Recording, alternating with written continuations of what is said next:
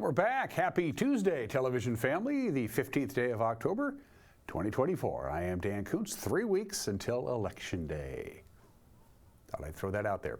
A lot of clouds, 54 degrees. The clouds are coming in ahead of this rather robust cold front that's knocking on our door by about 5 o'clock this afternoon. It will be here. Temperatures are going to drop big time. Rain, wind. It's going to get a very interesting start tonight. Lasts all the way through the early part of next week, and we're going to see overnight lows in the 30s. I mean, down there a ways. Snow in the mountains.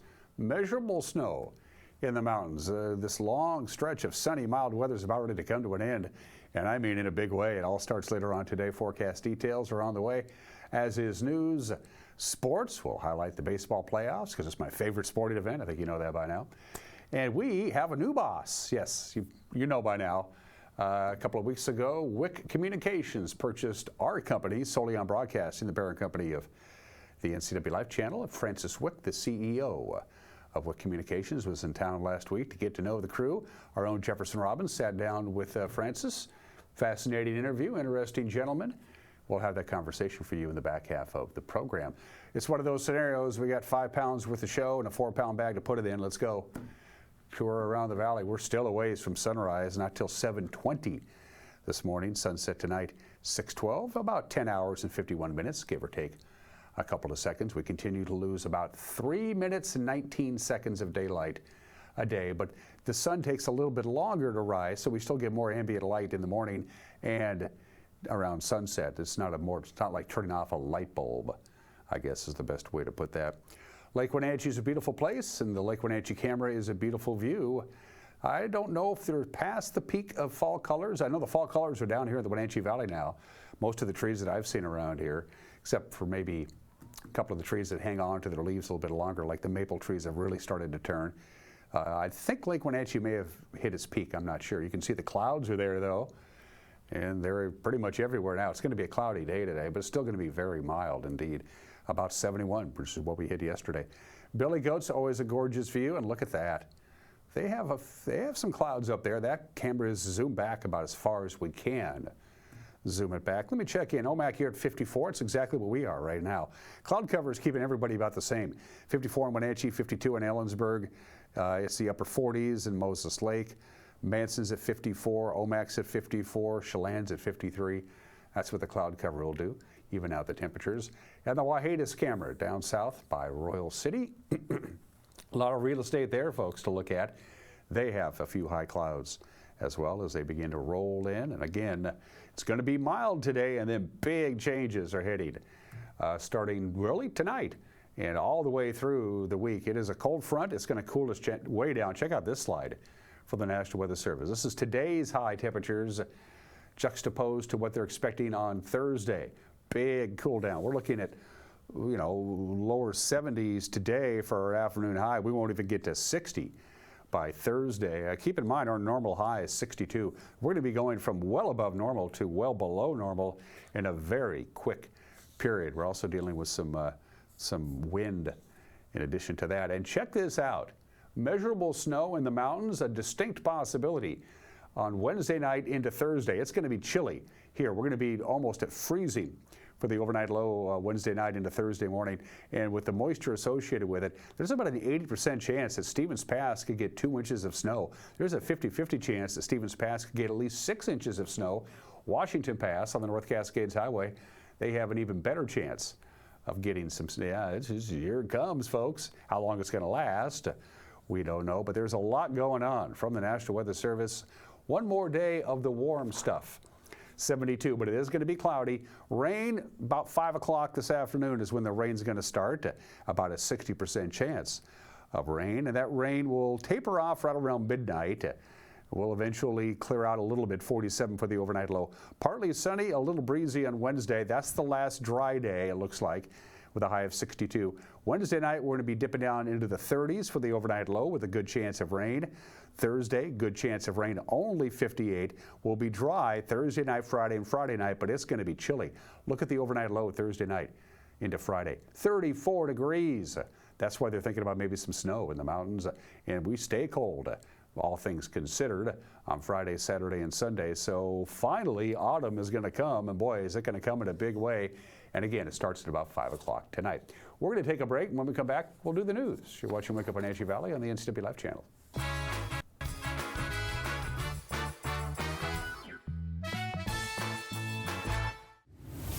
Want to stay up to date on the latest news in the area? Tired of paying for your news? Download the NCW Life app now. No subscriptions necessary. Get news, weather, sports, and more live as it happens. Available for iPhone and Android in the App Store. Local news at your fingertips. Don't miss the stories that matter to you. Stay connected. Download the NCW Life app now. Enjoy the sounds of summer from your very own pool and spa. Blue Lagoon is now scheduling pool installations for this summer. Call today to schedule a free consultation for a custom San Juan fiberglass pool. And let the experts at Blue Lagoon handle the construction, installation, and regular maintenance. Turn your boring backyard into vacation paradise this summer with industry-leading San Juan pool. No need to go off the deep end. Relax knowing you're in great hands with Blue Lagoon Pool and Spa. The family at the Epladolin want to help your loved one feel at ease in their new home environment. Epladolin offers beautiful one-bedroom and studio apartments. Residents enjoy 3 delicious home-style meals a day, laundry service, housekeeping service, and encouragement to make themselves cozy in their new home. Epladolin welcomes your family to come and visit their family. Epladolin, independent and assisted living. They make the complicated easy for you. Call today for a tour. I'm Jim Heinlein, and I've been working with you all for about 20 years now. And it's safe to say I've seen most every situation as it relates to annual election period. This AEP is going to be like a tsunami. It's not tall, but it's huge in effect. And when the water retreats, you're going to see the damage to those who didn't react properly. So what is a proper reaction?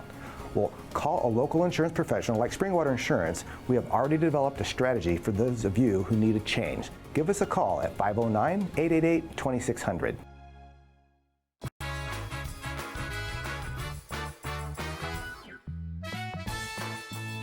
Clouds pretty much everywhere. We're at 55 degrees. We're going to be in the lower 70s again today. No sunshine, though. Clouds will be taking care of that.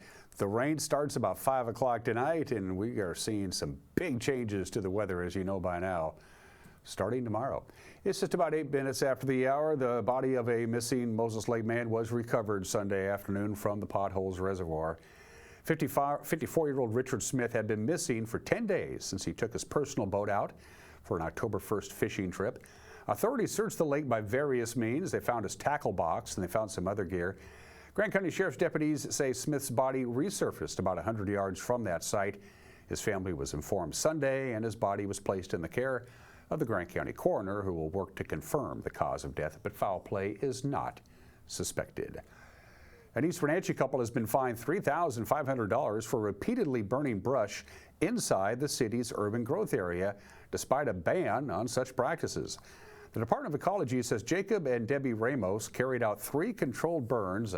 They burned brush and leaves and pine needles and other vegetation on undeveloped property they own in the 2900 block of Sunset Highway. State law does not allow burning of agricultural debris inside the urban growth area, which are outside the city limits but within the city's eventual footprint when they expand. Ecology says the 3 fires were set in February and March of last year. The fine for illegal burning was assessed in February of this year. The Quincy School District has a new board member. Casey Keene will join the board as the new Position 1 director after being selected out of 5 applicants. Keene is a Quincy High School graduate, a co-founder of the Quincy Future Farmers of America Alumni Association, and he also serves on the Career and Technical Education Advisory Board for the Agricultural Education Department.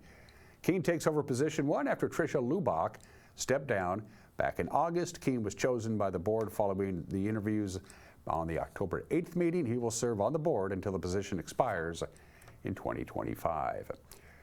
The 12th Legislative District used to be Washington's biggest, but after redistricting, it's now the 7th District, which is huge, all the way from Colville and Kettle Falls to the Methow Valley and right down to East Wenatchee. State Representative Jacqueline Maycomer, a Republican, left her seat for a congressional run that was not successful. 2 fellow Republicans now seek to take that post. Andrew Engel of Colville, who's the congressional liaison for Cathy McMorris Rogers, and Sue Ing Moody of Twisp, who was mayor of Twisp for 13 years. You can find the full interview with both candidates on our website, as well as the other candidates running for public office. We're hearing a lot these days about the fact that the cost of living is really impacting a lot of the people on the ground. And I think there's a complex web of things that we can be working on at the legislature on that front alone. I know our various industries, agriculture, are changing. We're talking about energy needs to better support our working businesses, small and larger industries here in North Central Washington. And those are going to be continuing to be those conversation points that we need to talk about, as well as about housing, and homelessness. What does that look like here in our district? Does look different than in other parts of Western Washington and more urban areas. So those are some of the areas that I'm hearing about. But in addition, one of the biggest things that I know I'm familiar with is wildfires. We continue every year to have the wildfires, and I was mayor during the 2014 Carlton Complex and then the Twisp River fires in 2015, and I can say that those have been game changers. It's been a decade now since those fires. We've had some progress, but we know that initial attack and strong management of our natural areas is going to continue to be one of the things that we need to continue to work on, especially for the 7th District. This is part of our industry as well in the 7th District. We are very heavily surrounded by natural areas, and we've been blessed for that, And so our traditional industries have been dependent on that. And I think that there's an opportunity here for that as well, for economic development, to bring some of those industries back, especially in light of the housing crisis that we're recognizing currently exists. So, I think public safety is another concern that we're hearing a lot of. I know when I talk to people, small businesses are suffering in North Central Washington. There's issues of theft, and then response. I know paramedics like my husband, they're responding, and there's issues for reimbursement rates being too low, and support for law enforcement. We need all of that. So there's a lot to do. Well, the number one job of government is public safety, and it's something we need to do better at. I would say the 7th District does not have as severe of problems with that as some other parts of our state. But people in the rural areas have low tolerance for crime, and they see the problems in Seattle and Spokane, and they're concerned about that growing. And so certainly supporting our law enforcement and enhancing public safety is a top priority. But I also have found, as I'm doorbelling and talking with people, that the high cost of living is the biggest concern I hear about. Inflation and the cost of living is going up faster than the paychecks are. And so there's a lot of things we can do to address that. Some of it is the energy policies have caused energy to go up. We've had, some things are outside of our control, but those are things we need to get a hold of. Housing is a major concern, and I've worked on housing a fair bit, and it's something we need to cut back on regulations and streamline permitting so that we can address those issues more appropriately.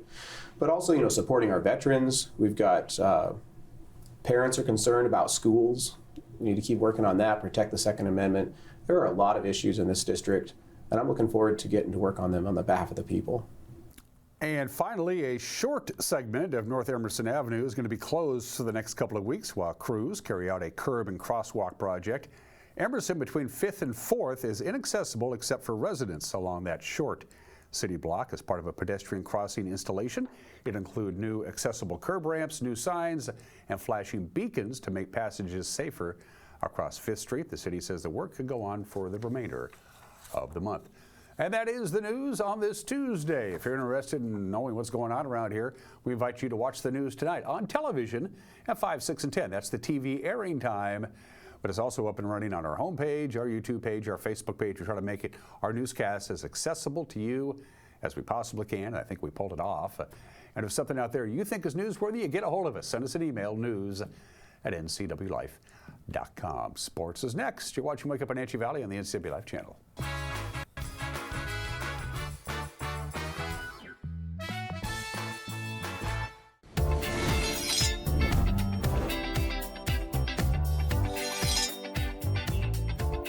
I'm Jen Mueller. Watch for my show, I Cook, You Measure on NCW Life. It's part cooking instruction, part entertainment, and all about connecting over food and wine with your favorite Northwest athletes. Watch I Cook, You Measure with Jen Mueller Mondays at 1, Wednesdays at 2, Fridays at 11 a.m., and Saturday and Sundays at 10:30 p.m. right here on the NCW Life channel. Hey there, folks. Blueberry Carrie here to invite you on out to experience Blueberry Hills. Of course, the food is fabulous, like our cheese splints, our famous French dip, our legendary Eggs Benedict, and unforgettable burgers. But we're more than just great food. People come from all over the world to experience what's been called one of the best destination restaurants in the Pacific Northwest. So come on out and see what all the fuss is about. Blueberry Hills in Manson. It's where the world is coming to.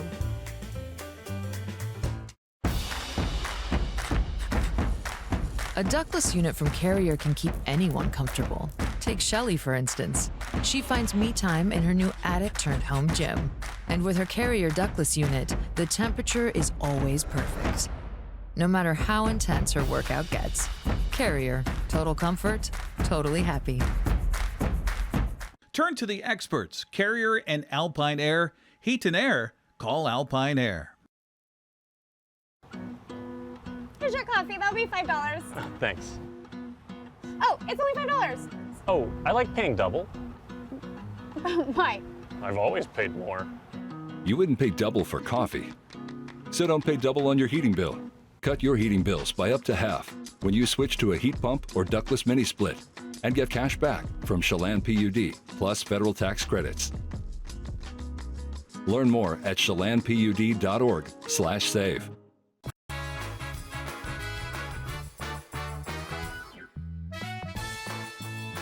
17 minutes after the hour, Francisco Lindor's grand slam home run quieted the crowd at Dodger Stadium, made the difference. Mets beat the Dodgers 7-3 in Game 2 of the National League Division Series, so they're now tied at a game apiece. It's off to Queens.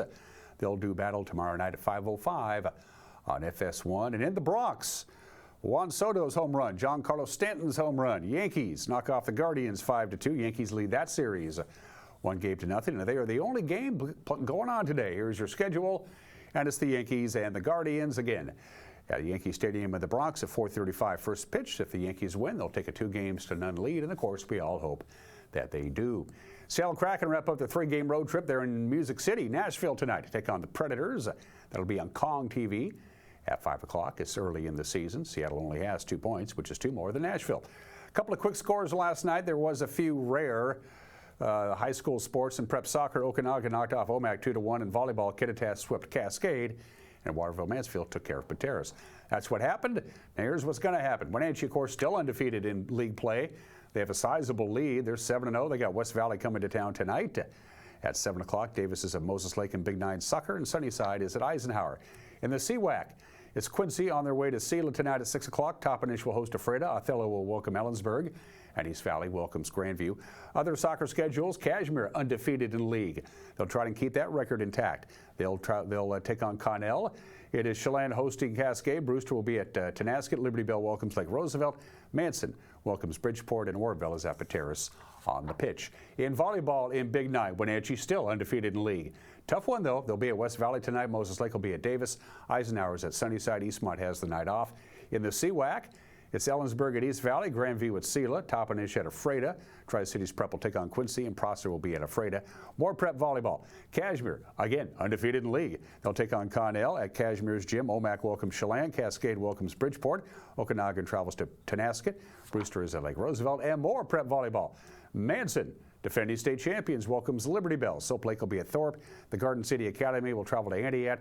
Cascade Christian Academy will be in Waterville, Mansfield. Moses Lake Christian at Wilson Creek, and Pateros at Orville. And those are just some of the games that people are playing or will be playing. Happy National Grouch Day today. And if it's National Grouch Day, of course, I'm going to throw up Oscar, everybody's favorite grouch. Merriam-Webster, the dictionary, describes a grouch as, and I'm quoting now, a person who complains frequently or constantly, an habitually irritable or complaining person. Now, one of my very best friends is a complete and total grouch, and he does it subtly. You know, he would say stuff like, your house looked like crap until you painted it, that kind of stuff. He's that kind of grouch. I don't know why we're such good friends, because he's cantankerous as all get out, and yet we are. I don't know, you got me. But if you are a grouch, and I mean a real grouch, today is your day. Just stay away from me. Happy National Grouch Day today. I would be grouchy too if I lived in a garbage can. Napoleon begins his exile on this date, October 15th, 1815. This is the second exile, of course. After he lost his job, they exiled him to Elba in 1814. That was way too close to France. He tried to come back. We all know what happened there. And this time they said, no, we're sending you out to the middle of the Atlantic Ocean on a small island that nobody's going to come and get you at. He was exiled to St. Helena, which is where he lived out his final days. His final exile in the Atlantic Ocean began on this date in 1815. Happy birthday to LaGuardia Airport. Not an international airport. They don't have customs at LaGuardia. Whenever people say I'm going to New York for the first time, I always say fly into LaGuardia. It's so much closer to Manhattan than either Newark or JFK. LaGuardia is right there. It's not a particularly pleasant airport, but it's convenient if you're planning to go to Midtown Manhattan. LaGuardia Airport is 85 years old today. Happy anniversary to I Love Lucy. 73 years ago today, the very first episode of I Love Lucy aired on Monday, October 15th, 1951. On CBS, Lucille Ball, Desi Arnaz, Vivian Vance, and William Frawley. It set the template for all succeeding situation comedies for the most part.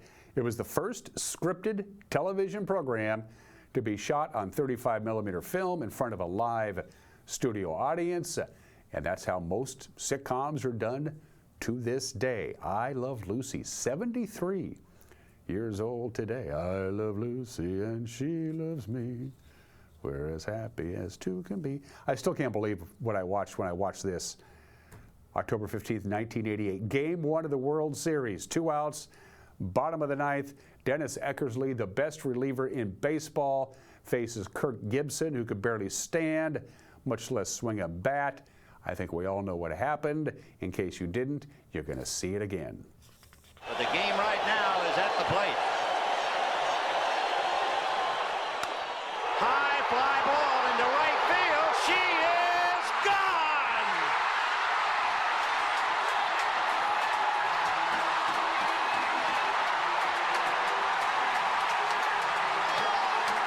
In a year that has been so improbable, the impossible has happened.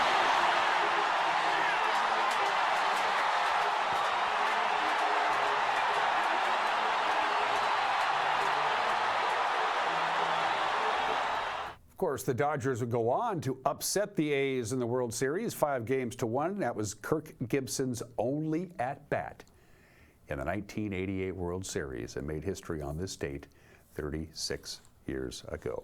And finally, a couple of big-time celebrity birthdays. If you follow racing, you know about Ott Tanak. Well, there's Ott. Ott Tanak is 37 years old. He's a race driver from Estonia. I was really hurting for birthdays today. That's why I also went with Jun Ji-yoon, who apparently is a very popular singer-songwriter and dancer from South Korea, whose music I've never heard of, but I'm told I'm supposed to skew a little younger. So happy birthday to Ott, and happy birthday to Jean. I don't know who you are, but I'm sure you'll have a fine birthday. You saw the forecast. We're going to see temperatures getting close to freezing for the overnight low Thursday night into Friday. We're going to have frost. It's going to be snow in the upper elevations. Here comes the cold. It's been put off, but there's no getting around it. If you've been putting it off, Alpine Air. For heat and air, call Alpine Air. The last thing you want is your heater to stop working when it gets cold. And by the way, it's going to get cold this week. Still to come, Mike Magnotti has got an opinion I think you might enjoy. It's certainly going to make you go, what? And then we have a new boss. His name is Francis Wick. He is the CEO of Wick Communications. He came up from Arizona to visit us last week after the deal was consummated, if you will. And while he was in town, he sat down with our very own Jefferson Robbins. You'll get to know Francis Wick when we come back. You're watching Wake Up Wenatchee Valley on the NCW Live channel.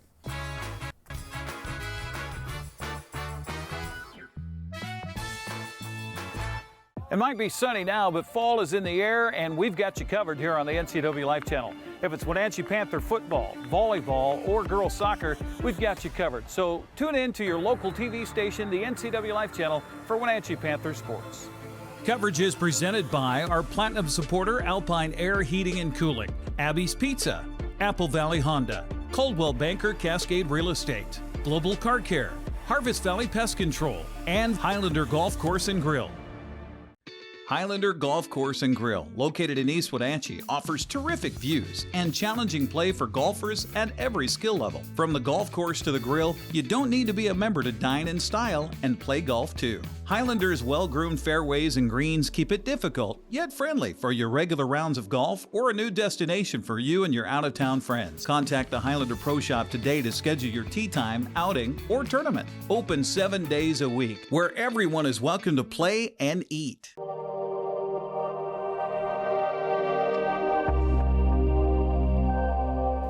Braden, let's talk dividends. From a layman's standpoint, dividends means, hey, I got money coming my way. That's just the mindset. Dividends means money. That is so not right, is it? That's just not even thinking correctly. Most people think of dividends, right, where it's like they're buying an investment, or they're buying a stock, or they're buying something for dividends, right? Is it going to pay me back, right? Is the company paying a dividend? And that's what most people think of that. But I think of when we think of dividends, we have a thing in our office. We're a generational relationship and wealth firm, right? Number one, relationships is first. We believe in relationships first, and a lot of things happen out of relationships. You have a relationship with your spouse, your kids, your family, your mom, dad, grandma, grandpa, all your family, and then your friends, right? And out of those relationships, we look at dividends. We have a thing called memory dividends. And how many memory dividends have you cashed in this year? Those special little moments. Special moments and memories. And so when we're going through our planning process, we talk a lot about memory dividends. And hey, are we transferring the money into memory dividends, or is it just actual dividends that come from investments, right? The traditional types of investments. And I think that hike, that memory, that ball game with your family, all of those different things, those memory dividends, we track with certain ones of our clients with the financial planning clients that we have, like how many memory dividends have you cashed in this year? And we want to know, right? Because we want to actually make sure that aligns and fits into your plan from a money situation, because that's more important than money.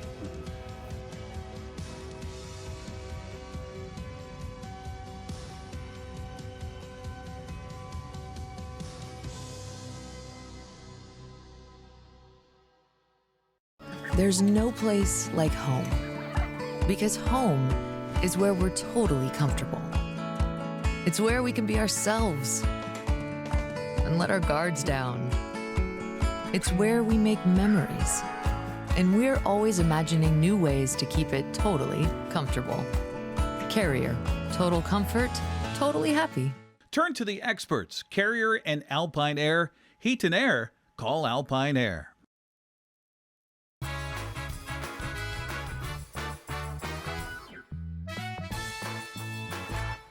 Hey, this is Mike Mad Dog McNulty, and everybody is entitled to my opinion. Now, here's a poser for you. Something I consider one of the most nonsensical societal inanias of our time. Certain Christian folks have been declaring that a very successful female pop star is demonic due to some lyrics they consider offensive on her new album. Now, at the same time, some of these folks are supporting a morally corrupt individual for president of our country. Now, I don't get it. Hey, look, vote for Trump if you want to. I'll salute. And you're under no compunction to listen to Taylor Swift's new album. But geesh, calling Swift demonic and then supporting Trump?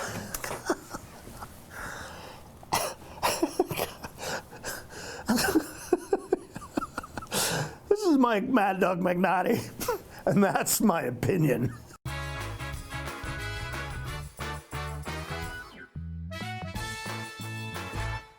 Another fall sports season is upon us. Yes, we'll be talking about Eastmont football, but also volleyball and girls soccer. Be sure and join us for the Eastmont Wildcats all season long right here on the NCW Life Channel, your local TV station.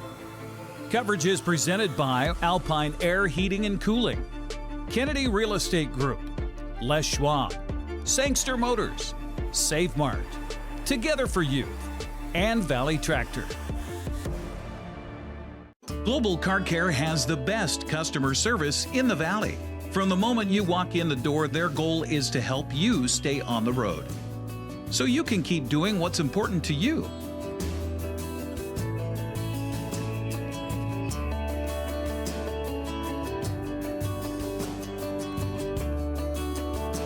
Global Car Care certified ASE mechanics stand behind your automotive repairs. When you buy tires at Les Schwab, you're getting more than just tires. You're getting America's best tire warranty, 60-day satisfaction guarantee, no hassle road hazard protection, and free maintenance for the life of your tires. So if something happens to your tire on the road, we'll fix it, or we'll replace it, no questions asked. Other places make you pay extra for that kind of protection, but at Les Schwab, it's included with every set of tires, because more warranty means less worry, and nobody stands by their tires like Les Schwab. Get more from Les. Campfire North Central Washington, serving youth ages 3 to 18. Register today in one of Campfire's programs. Club members meet regularly with volunteer leaders to learn responsibility, sharing, cooperation, and citizenship. When a child is involved in Campfire, they will be actively learning and engaged in activities, encouraged to learn new skills, feel a part of the group, learn to work in a team setting, participate in planning, goal setting, and making lasting memories.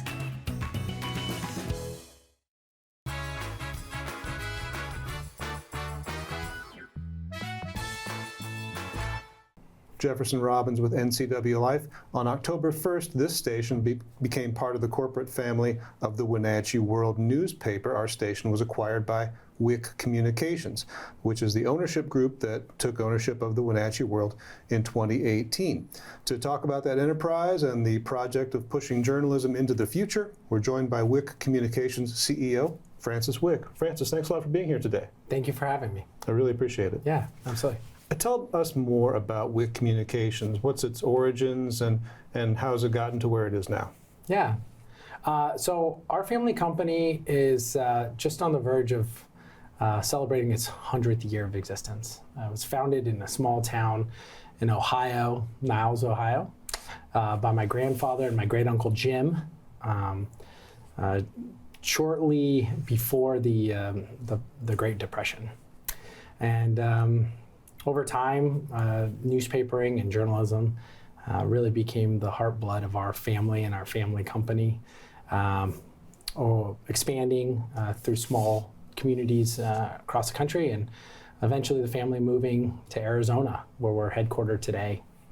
And we had the great opportunity to take over the Wenatchee World from the Rufus Woods family.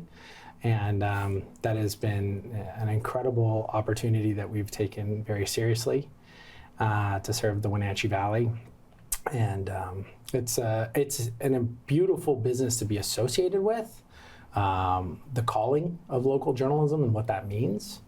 However, the business itself is extremely challenged across this country. And it's something that I have tried to bring a lot of awareness to through messaging and through different avenues of legislation, so that people can understand what happens when local journalism goes away. It's obviously important to you and to the company. WIC Communications now owns, I think, about 18 newspapers in different markets. Yeah. Not all of them large, not all of them small, a lot of them in medium-sized markets. Mm-hmm. What made it make sense when you considered NCW Life? What makes a newspaper company want to say, I want to get into the TV and video business? Yeah, that's a great question. I would say, first of all, understanding that most, if not all, legacy media has been under disruption since about 2006, right? So we have seen in the newspaper industry, since the Great Recession, a decline in our top line revenue of about 8% a year. So you compound that, to give you an example, our industry in general was about a $60 billion industry from an advertising standpoint. Today, the industry is about $10 billion. So that compression has had a huge effect on how we can structure our organizations, where we have our resources, and we have to, at the same time, operate a sensible business that performs for the community, but we also have a responsibility to try to figure out, how do we transition? How do we look at where things are moving? And as you know, everyone we look at, I mean, most people now access a lot of their information digitally. And they may do it through a video format, they may do it from an audio format or a text-based format. And we get the majority of our consumption of our content today from the Wenatchee World is through digital channels, hands down. It's a lot harder to make money in a digital environment.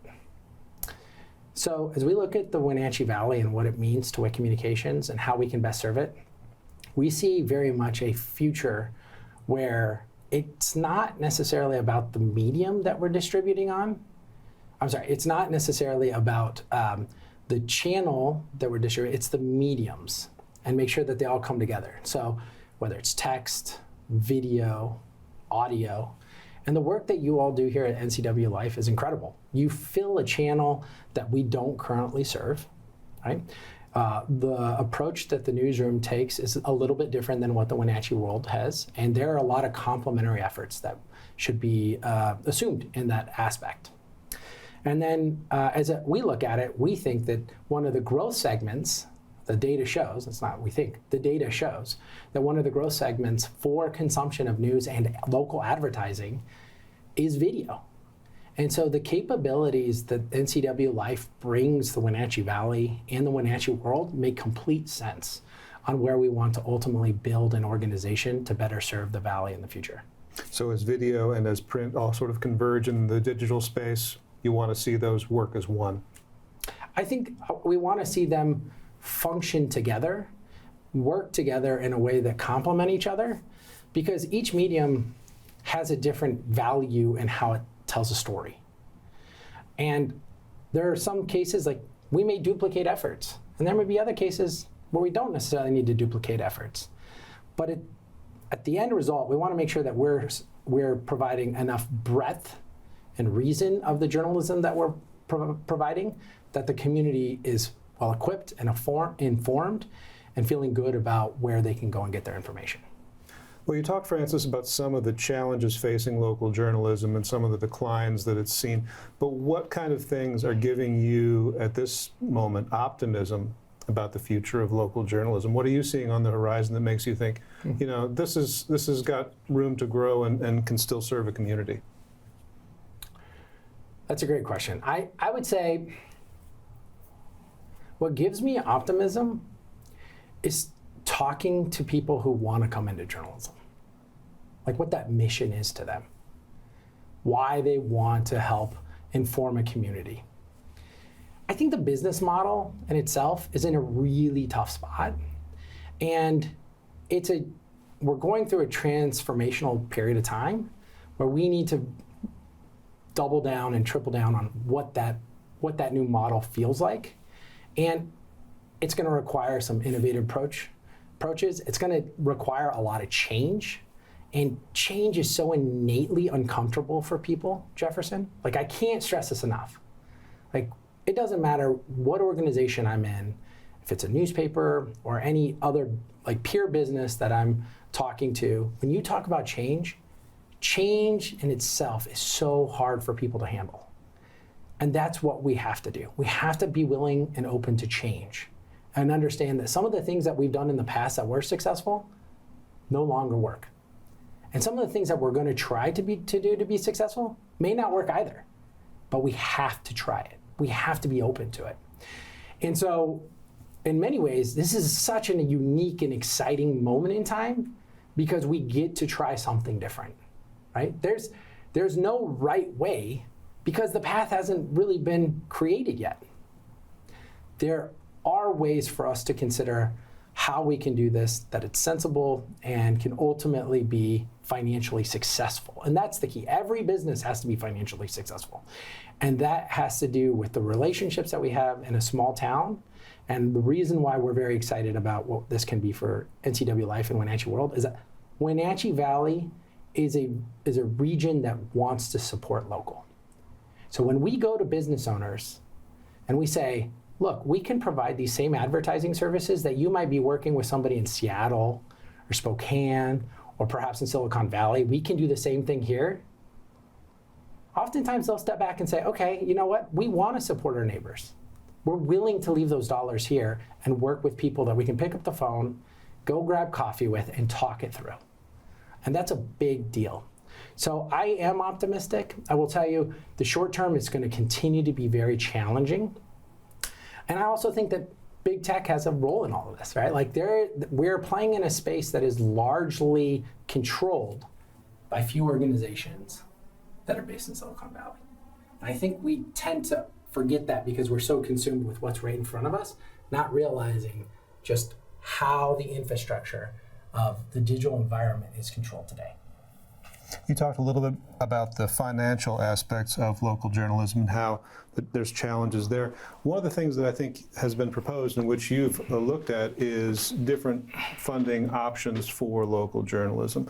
Refundable tax credits maybe to preserve jobs in local newsrooms. And there's been a couple of initiatives that you've taken to Congress and to legislatures. Can you explain a little bit about those? Yeah. So in 2020, during the throes of the pandemic, our company is small. We don't have a lot of resources, but our balance sheet was really attractive. We didn't have any debt. And I believed that the first few days of the pandemic that we were going to see a cash halt within the economy. So people would stop paying bills because they had no money coming in. And that would have been cataclysmic, right? And as I sat there, I thought to myself, okay, I'm running a family company that is in its third generation. We have fourth generation that's starting to get involved. And you have hundreds of families that rely on you because of the jobs that they serve. The communities are looking to you to perform journalism to help educate them on what's going on with testing, what exactly is COVID-19. It was a big deal, and I became very concerned, like, this may not work. Like, how do we do this? And I sat down and I had my Jerry Maguire moment. That's what it was. I was in my house and I kind of freaked out, and I jammed out a white paper. And the original white paper had 4 points in it. And it was really to circulate with lawmakers for people to understand, like, hey, your local news institutions are in incredible peril right now. And we need support and understanding of what we do more so than we ever have. We don't want to be in your pocket, but we need the support to be able to transform our business into the business it's going to become. And my biggest fear is that as the business model continues to consolidate, you only have so many resources you can pull from, right? And oftentimes there's 5 buckets, and each one of those buckets gets impacted. And so what we tried to do, at least I tried to put forth some creative applications to incentivize newsroom jobs. So refundable tax credits were a way to help support keeping journalists employed while also ensuring that if your news organization didn't make any taxable income, that they would still receive the benefit. And it's hard to be honest about this, but about 50% or more of newspapers today don't have taxable income. That doesn't mean that they're not cash flow positive. It just means that they have no taxable income. And that's a big concern. And so we're now currently seeing about 2.5 newspapers close a week throughout this country. It's been accelerating. There is research that has been conducted that shows that when a newspaper goes away, or your local news organization, right? Because there's this belief that from the ashes a phoenix will grow. And that hasn't always been the case. And especially in small towns, like, this is really dangerous. You have less voter turnout when your local news organization goes away. You have less people run for office. You have less support and advocacy from your lawmakers on the Hill if they're not getting acknowledgement for it. And the list goes on and on. And so this is, in my estimation, one of the most important things that we can try to address and bring awareness around so that we can formulate some type of short-term, midterm strategy to help support, keep newsrooms, and what I like to say, professional journalism.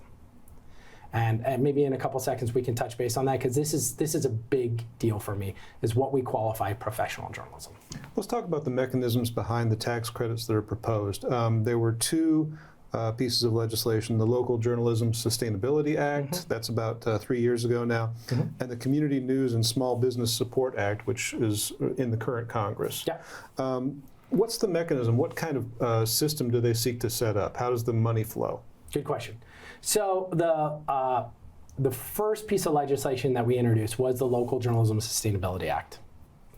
It had three initial components, and in fact was supported, it was a bipartisan piece of legislation that was supported by our representative here, Dan Newhouse, and the representative down in southern Arizona, where we're headquartered, Ann Kirkpatrick. And I was very proud of that, because when it comes to local news, the fact of the matter is it should not be partisan. It shouldn't matter if you have a D or an R. What should matter is, do you have qualified people out there reporting on stories that help bring utility and value to the people of that community? And can you get a hold of that organization if there's a problem? And so we made that introduction of legislation. I went in very aspirational, so very naive as to what DC was about. And I thought for sure we would see a groundswell of support. And like everything in DC, over time, everything becomes political. And there are obviously a lot of issues at hand that start to stymie progress of legislation and how it can get passed. But it was circulated around 3 tax credits. One was refundable. And what we prioritized was the refundability of a tax credit for newsroom jobs. So the goal would be that it was a 5-year investment. It would end in 5 years. There was really very much a strong interest not to try to do something that was in perpetuity, something to help in the short term, but to be very clear and concise of when it would start and when it would end. The first year, it would help offset up to $25,000 of a journalist's role. Years 2 through 5, it would be $15,000 each year. Okay. Again, it doesn't pay for the entire position. It also creates an adverse incentive, or it creates an incentive so that if people are having to reduce costs, they're not looking at the newsroom. And that was really important to me. The other 2 had to do with tax credit for subscribers who subscribe to local news organizations. And then the second one was a tax credit for small businesses with less than 50 employees who advertise with local media. So that could be radio, it could be newspapers, it could be television, someone that had local news organization that was servicing the community itself. So these go toward news organizations, supporting news organizations. Does that come back around to what you mentioned about professional journalism? You want to have an agency, an apparatus, an organization that's responsive to the community in place? Yeah, so I think one of our biggest challenges as an industry and as a community that consumes information is that we become so accustomed to looking at our news feed through social media and thinking that information is valid, or perhaps not being skeptical of what components or what's driving that information. And I will say that I see more than ever agenda-driven journalism that is very concerning. I'm not entirely sure, how that's supposed to help bring us together and propel us into the future in a holistic way. And throughout this process, what I have seen around the quote-unquote professional journalism, why I use that term, is that lawmakers would look at me and they'd say, Francis, we want to help our local newspaper. But I struggle about this blogger who's calling themselves a journalist, and they have a beef with the school board because their kid didn't make the volleyball team. And they're not being fair. No one, they won't take anyone's calls. Right? There's no underlying infrastructure of understanding what qualifies as a journalist.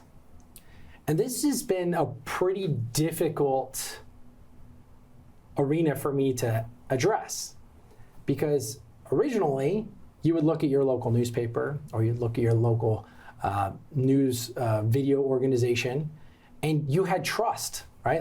Those were your journalists. But today, there's nothing that stops people from calling themselves a journalist. They can go out and source a few quotes and they'll say, hey, I'm a journalist, right? And I believe that we need to really start to differentiate ourselves in saying what professional journalism is. And that is a key part of the work that I've been working on, that I want to continue to work on outside of just the advocacy efforts. Because I think that standardization, some level of standardization, is critical for what we're trying to achieve. What do you think is the hope for legislation like this, like say for the Community News and Small Business Support Act in Congress? I would say, so the Community News and Small Business Support Act is the Local Journalism Sustainability Act, but we changed the name.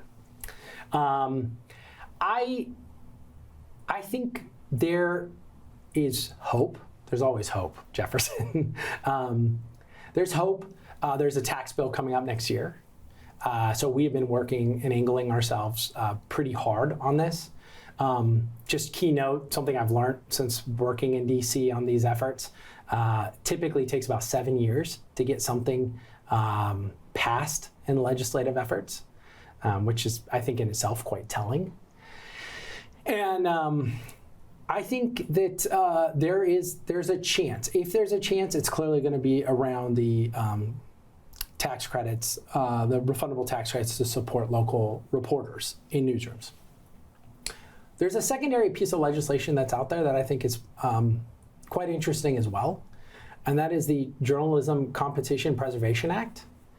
And that is introduced by a trade organization known as the News Media Alliance. It really represents the big operations, the Dallas Morning News, the New York Times, the Wall Street Journal, the Minneapolis Star Tribune. And they have taken a very strong approach to trying to require big tech to collectively bargain with publishers for payment and licensing of the content that they make billions of dollars off of.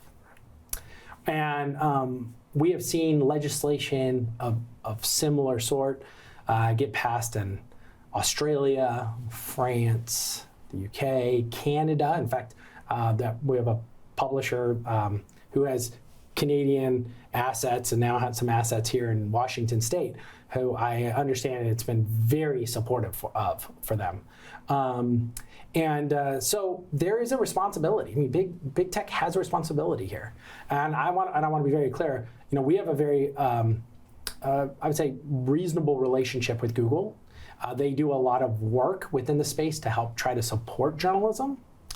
But I would also add that there is more to be done, and quite frankly, there needs to be some levers of incentive to require those organizations to come to the table and take some more accountability.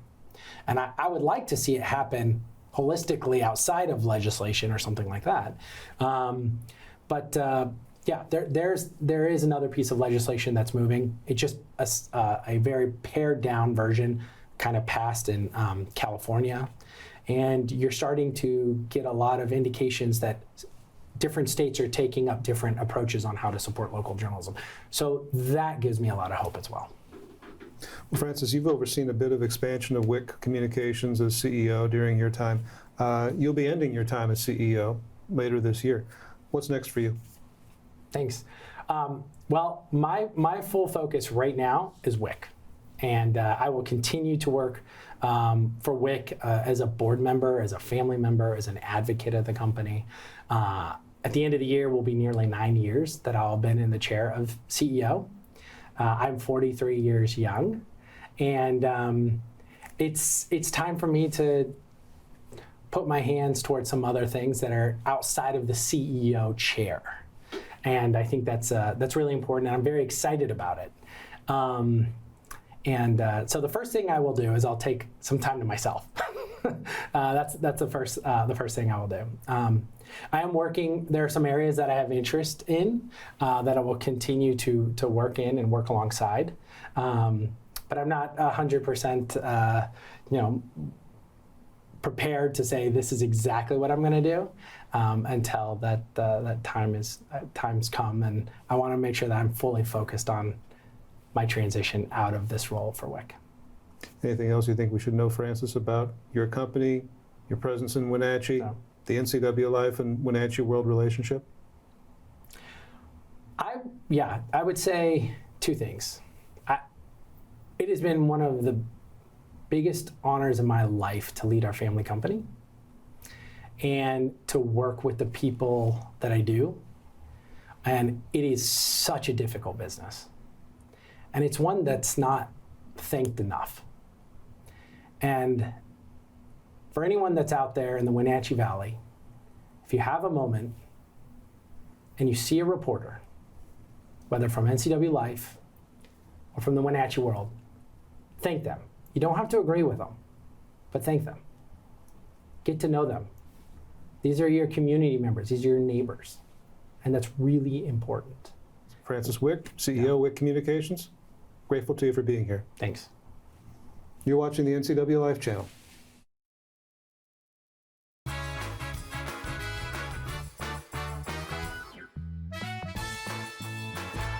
Lifeline Ambulance has partnered with Wenatchee Valley Tech to provide EMT certification training within the high school. This opens up career opportunities in EMS, fire, and other medical fields, and gives these students a leg up when entering the workforce. Students at Wenatchee Valley Tech, through our partnership with Lifeline Ambulance, can now earn their National Registry EMT certification. Bob's Classic Restaurant and Distillery, established in 1987, where we concentrate on what we do best, creating excellent food, exciting drinks, great customer service, and an imaginative atmosphere to craft an excellent dining experience for breakfast, lunch, and dinner. Shareable or not, that's up to you. Bob's Classic dishes are handcrafted and full of flavor. Enjoy the experience at Bob's Classic with your family and friends today. At Coldwell Banker, their people, their company are cut from a different cloth. They see, hear, sense, and feel things that other people don't. They have a unique appreciation for the thing called home. Because of this dedication, Coldwell Banker has thrived for over a century. This is why they are ranked #1 on Agent Trust. Coldwell Banker. They do real estate with higher standards and have been guiding people home since 1906. When you've been in business for 40 years, it's because you understand change and you put members first, always. Now Works is announcing a change in their membership model. Up to 6 people on one membership that you can mix and match. The more people, the bigger the discounts. Introducing the Works shared membership model. One membership, friends and family and flexibility. Works, the cleanest, friendliest, most helpful gyms you and your friends will ever join.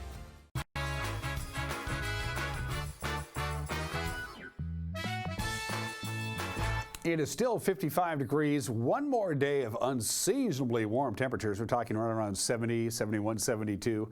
It's been very warm and very dry for October, but boy, are things going to change in a big way, especially temperature-wise. Check out this little slide from the National Weather Service. Our forecast highs for today on your left, forecast highs for Thursday on your right. So we're going to see our afternoon high temperatures drop by, I don't know, 15 degrees. We've been well above normal. Guess what? We're going the other way. We're going to be below normal by Thursday. Thursday night into Friday, close to freezing for the overnight low with some snow in the mountains. It's all out there. This is a rather robust cold front, and it's almost here by 5 o'clock this afternoon. It will be here. From the National Weather Service, lots of clouds. We'll warm up to the lower 70s, upper 60s, lower 70s. The clouds will be thickening up. They'll be rolling in. By about 5 o'clock, we'll start seeing some rain tonight. More rain. Overnight low about 47. Should be dry for the most part on Wednesday. We'll see a few sun breaks, but only 62. Wednesday night, breezy. Thursday, a little bit of light rain. We should be dry Thursday night, Friday night, and Saturday. Well, Thursday night and Friday anyway. Friday night we go right back to the rain again, and it looks like a very wet weekend. So here comes the badly needed rain, and look at the overnight low Thursday into Friday. Whew, downright cold. We're just not used to it. That's it for us. Have a good and safe Tuesday. We'll see you tomorrow. Bye-bye.